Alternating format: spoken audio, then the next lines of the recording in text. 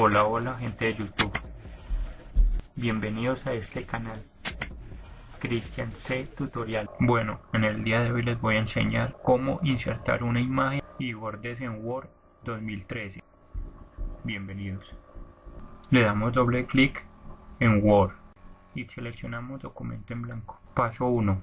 Ingresamos a la pestaña Insertar y seleccionamos las imágenes y se dirigen donde la tengan guardada. En mi caso la tengo en la carpeta escritorio, imagen 1, video. Luego nos dirigimos a la pestaña dibujar cuadro de texto. Le damos clic y presionamos y arrastramos. En mi caso voy a colocar palma y continuamos seleccionando el diseño de la letra. Dependiendo del tipo de letra que le guste, yo voy a utilizar el color negro.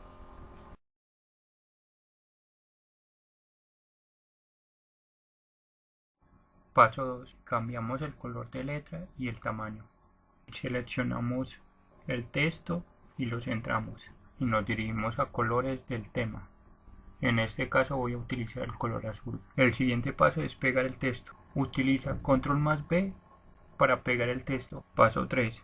Le damos clic derecho del mouse y le damos donde dice detrás del texto. Seleccionamos la imagen y la arrastramos.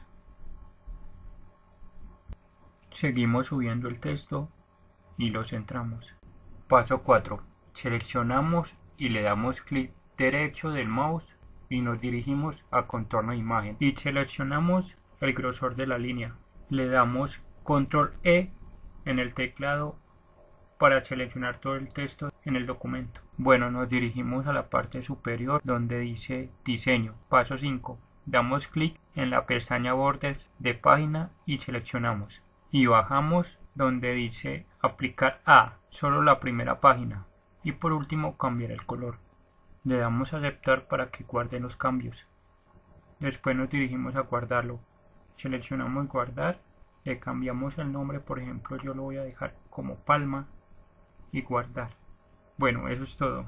No olvide darle like, suscribirse y activar la campanita de notificaciones para que YouTube te informe de mis nuevos videos.